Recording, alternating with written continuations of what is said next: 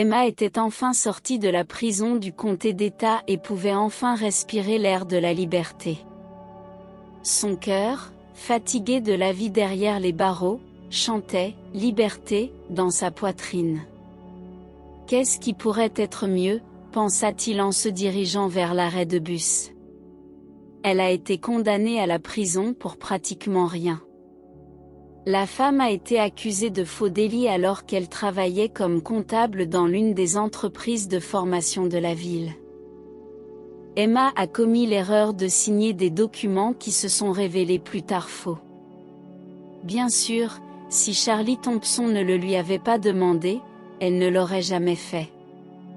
Mais le jeune chef de service a utilisé tout son charme pour persuader son subordonné de prendre la décision dont il avait besoin. Ce n'est que plus tard qu'il comprit qu'à cette époque, la vie lui paraissait comme un conte de fées qui durerait toujours. Charlie savait exactement sur quel bouton appuyer pour qu'Emma se soumette à sa volonté. La faiblesse d'Emma était son fils James, qu'elle avait avec son ex-mari.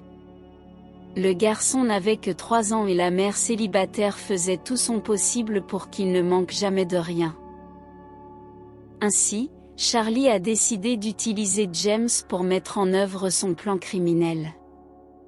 Il a intentionnellement offert des cadeaux au garçon et a emmené sa mère dans des restaurants et des cafés.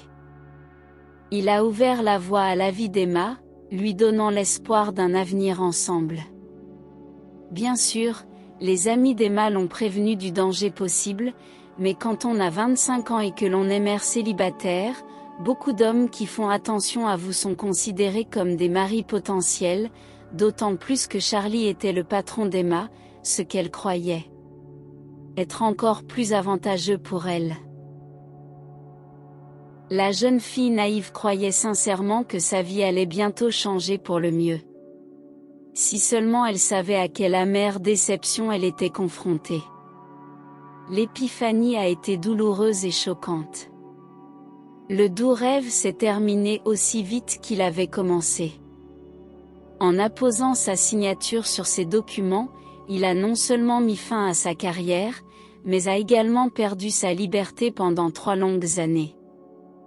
Pendant ce temps, le petit James s'est retrouvé sans paix et les services sociaux n'ont eu d'autre choix que de le placer dans une famille d'accueil. Emma était dévastée par sa séparation d'avec son fils, mais elle ne pouvait rien faire.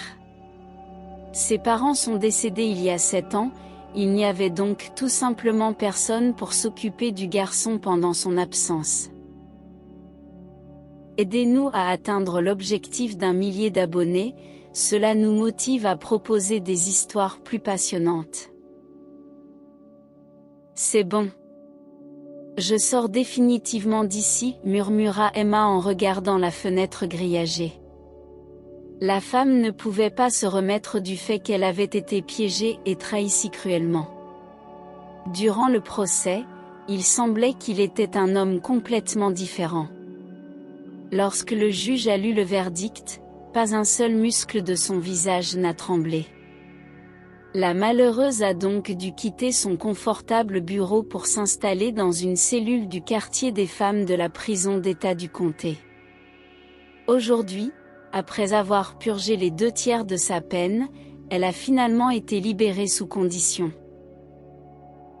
Pendant tout ce temps, la femme n'a jamais cessé de penser à son fils et rêvait de le voir le plus tôt possible. 3 ans, ce n'est pas une peine terrible, mais pour une personne innocente, cela semble être une éternité. La même chose s'est produite avec Emma, qui marquait chaque soir les jours sur son calendrier. À cette époque, elle était réconfortée par le fait qu'il y avait toujours des gens reconnus coupables de fausses accusations et contraints de subir des procès difficiles. La liberté était enivrante et vertigineuse. La femme sentait que la partie difficile était enfin derrière elle et que rien ne pouvait faire obstacle à son bonheur. Arrivée dans sa ville natale du Nord, Emma a décidé de reporter sa visite à l'orphelinat. Elle était donc assise dans la salle d'attente du directeur le lendemain matin. Olivia a adressé un mot de bonne chance à son invité et a ensuite étudié attentivement les documents fournis par la Commission des libérations conditionnelles. Au fur et à mesure qu'Olivia lisait le rapport, les rides sur son front devenaient de plus en plus profondes. Finalement, elle a mis les documents de côté et a joint ses doigts pour exprimer son opinion. Madame Lopez, je comprends votre situation.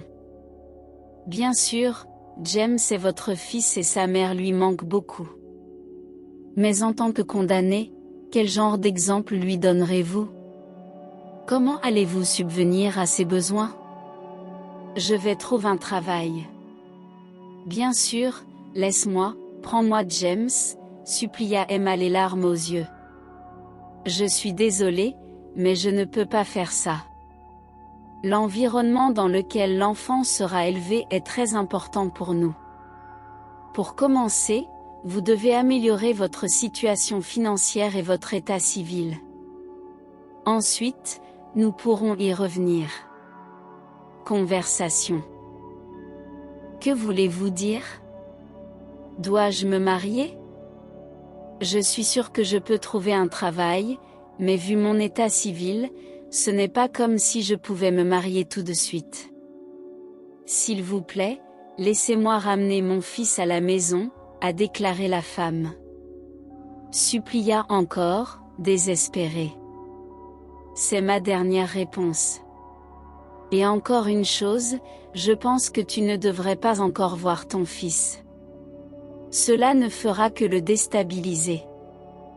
Il est déjà adapté à la vie à l'orphelinat, répondit Olivia sur un ton qui ne souffrait aucune objection.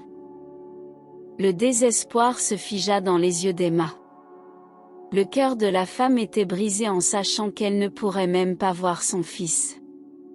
Emma était prête à tout pour récupérer James, et la décision d'Olivia ne pouvait pas changer. Réalisant la futilité de ses efforts, Emma dit au revoir et quitta le bureau du directeur. À ce moment-là, la seule chose à laquelle elle pensait était de savoir comment faire sortir son fils de l'orphelinat le plus rapidement possible. « Attends, James. Je vais certainement te sortir de là, » continua Emma à murmurer. La jeune femme a décidé d'aller droit au but. Immédiatement, il s'est mis à la recherche d'un emploi. Malheureusement, la naïve jeune femme n'a pas pris en compte un détail crucial. Il lui a fallu un certain temps pour se rendre compte que peu d'employeurs étaient disposés à embaucher un ancien détenu. Emma entra dans le restaurant et alla parler au directeur, tremblante d'agitation. Jonas Bruck s'est révélé être un homme sympathique et intelligent qui a immédiatement décidé d'aider l'ex-détenu. En plus du fait que le propriétaire a embauché Emma, il a promis de lui écrire une référence, ce qu'Olivia avait mentionné lors de la réunion. Eh bien, la première étape est enfin franchie. Il ne me reste plus qu'à trouver un mari et James reviendra, pensa Emma avec ironie. Même si travailler au restaurant était facile, l'ancien détenu appréciait son travail. Cela n'impliquait pas autant de responsabilités, elle n'était responsable d'aucun document et ne risquait donc pas de perdre à nouveau sa liberté. Travaillant 12 heures par jour, Emma savait que le moment viendrait où elle et James redeviendraient enfin une famille. Un jour, alors que la femme rentrait chez elle, une scène très étrange s'est déroulée sous ses yeux. 3 hommes ivres attaquaient un homme qui semblait sans abri. C'était un combat inégal, il a eu du mal à maintenir son équilibre et à protéger sa tête des coups. La première pensée d'Emma fut de passer devant eux et de faire comme si elle n'avait rien vu. Cependant, lorsqu'elle a regardé le sans-abri dans les yeux, elle a réalisé qu'elle ne pourrait pas se pardonner si elle n'essayait pas au moins de l'aider. Tenant son sac à la main, la femme se jeta courageusement au milieu du combat. À ce stade, Emma ne réalisait pas qu'elle risquait d'avoir encore plus d'ennuis. Elle essayait d'éviter les ennuis avec tant de précautions ces derniers temps. Emma a toujours été très courageuse, alors son intervention dans le combat a immédiatement changé la balance et a aidé le malheureux sans-abri. Voyant la femme en colère devant eux, les assaillants se sont retirés et ont couru pour sortir de là.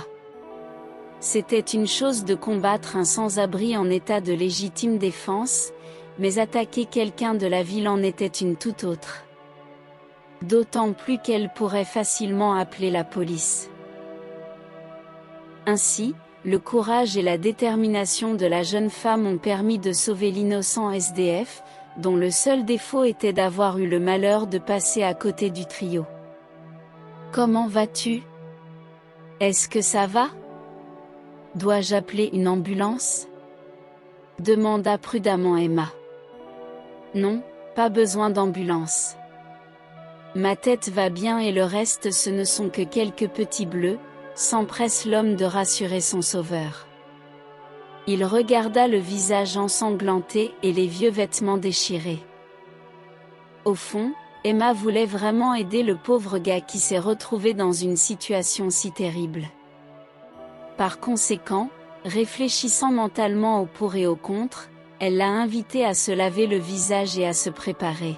« Ne vous inquiétez pas, je vis seule. J'étais en prison.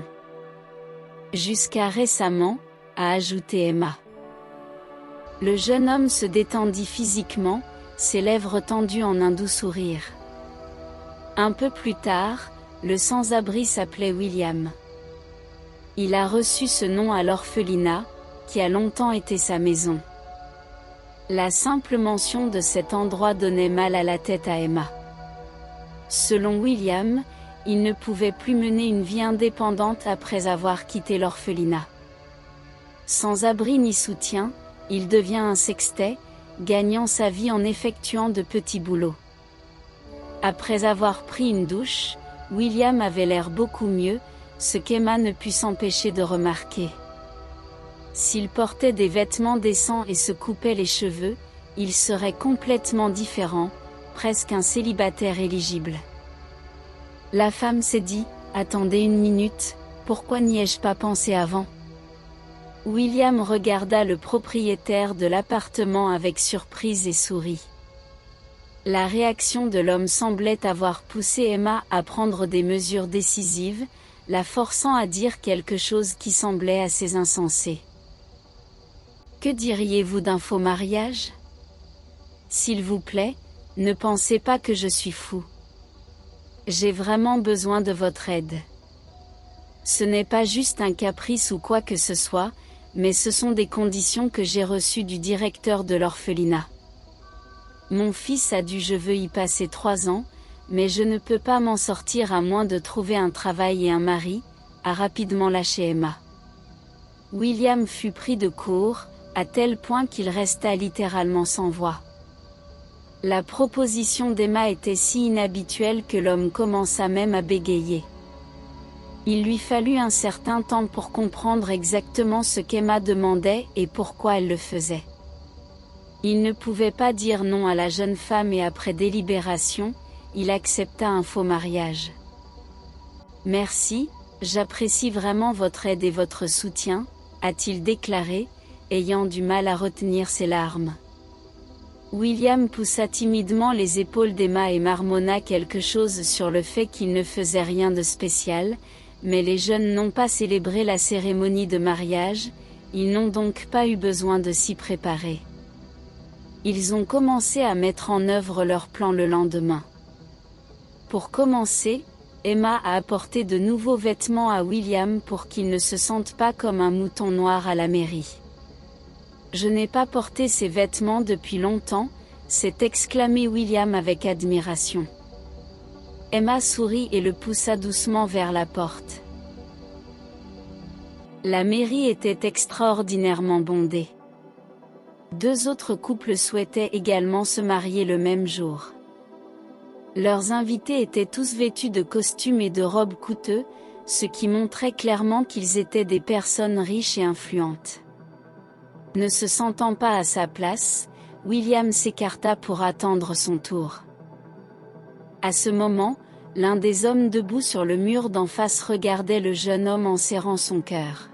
« Il est devenu blanc, comme le dit William. »« C'est vous », s'est exclamé quelqu'un dans la foule, mais l'homme ne semblait remarquer personne d'autre que William. De plus, à peine capable de contrôler ses émotions, l'homme a pointé son doigt vers William et a haleté, « Fils. C'est mon fils. » William se sentait très mal à l'aise. Il se rend déjà compte que l'homme l'a simplement pris pour quelqu'un d'autre, mais l'homme d'affaires ne voulait pas se calmer. Il sortit de la foule et se dirigea vers William, les larmes coulant sur le visage de l'homme et ses mains tremblantes comme s'il avait une crise. Serrant dans ses bras un William étonné, il répéta le mot encore et encore. Le premier réflexe de William fut simplement de s'enfuir. La dernière chose à laquelle il s'attendait était ce qui arriva finalement. Le jeune homme resta là et n'arrivait pas à comprendre ce qu'il était censé faire. Un homme étrange l'appelait fils, malgré le fait que William ne l'avait jamais vu auparavant. Selon les amis de l'homme d'affaires qui l'accompagnait, William ressemblait exactement au fils décédé de l'homme d'affaires, décédé dans un accident il y a 6 mois. Mais ce n'est pas moi. Je n'ai même pas de voiture, a tenté de raisonner le jeune homme avec l'homme d'affaires. L'homme s'appelait Oscar Roll et possédait plusieurs sociétés minières en Alaska. Malgré toutes les protestations de William et Emma, l'homme d'affaires a insisté avec véhémence pour qu'il se rende immédiatement chez lui. Inutile de dire que la proposition d'Oscar a semblé folle au jeune. Après avoir échangé des regards avec Emma, il a accepté l'offre de l'homme d'affaires plus âgé. Ce n'est que lorsque les deux sont arrivés chez Oscar qu'ils ont compris pourquoi il se comportait si étrangement à l'hôtel de ville. Chaque mur de son manoir était couvert de photos d'un homme qui ressemblait exactement à William. « Et comment est-ce possible ? » « Ce n'est pas moi, » murmura William, surpris. Le propriétaire de la maison les a invités dans le salon. Une fois que tout le monde s'est assis, l'homme leur a raconté une histoire qui a commencé il y a environ 25 ans.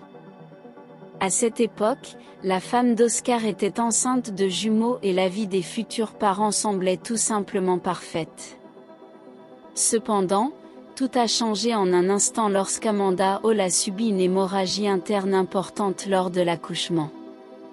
Selon le médecin, un seul des jumeaux a survécu, tandis que son frère et sa mère sont décédés presque en même temps. Vous voyez, pendant 25 ans, j'ai cru que mon deuxième fils était mort. J'ai récemment perdu mon autre fils, mais con. Il est mort dans un accident de voiture. Murmura Oscar, les larmes aux yeux. William avait le vertige. Apparemment, en raison de la négligence criminelle du médecin, les jumeaux ont été séparés à la naissance et l'un d'eux s'est retrouvé dans un orphelinat. Oscar n'avait aucun doute sur le fait que William était son fils. C'était évident même sans test ADN. Pendant tout ce temps, il était assis calmement à côté de William et ne savait pas quoi dire. Les gars ont insisté pour que le couple passe la nuit, mais ils n'étaient pas en couple. Emma était sur le point de lui expliquer la situation, mais William lui a gentiment serré la main et lui a fait comprendre qu'elle ne devait pas se précipiter dans quoi que ce soit. Bien sûr, le couple s'est marié après tout, mais leur mariage a fini par être bien réel. Grâce à l'aide d'Oscar, Emma a obtenu la garde de James et ensemble, ils ont emménagé avec son nouveau mari. Bien sûr, William n'avait aucune idée de comment ni pourquoi il s'était retrouvé à l'orphelinat et avait été privé d'une enfance heureuse. Quelqu'un a dû faire une erreur, ou peut-être s'agissait-il d'une sorte d'arnaque. En général, l'homme ne voulait pas se plonger dans le passé et chercher un coupable. Au lieu de cela, il a entouré sa femme et son fils adoptif du genre d'amour et de soins qu'il n'a jamais eu de sa vie. Emma répond rapidement aux sentiments de l'homme et a cessé de considérer son mariage comme une imposture. Elle en est venue à aimer son mari de tout son cœur.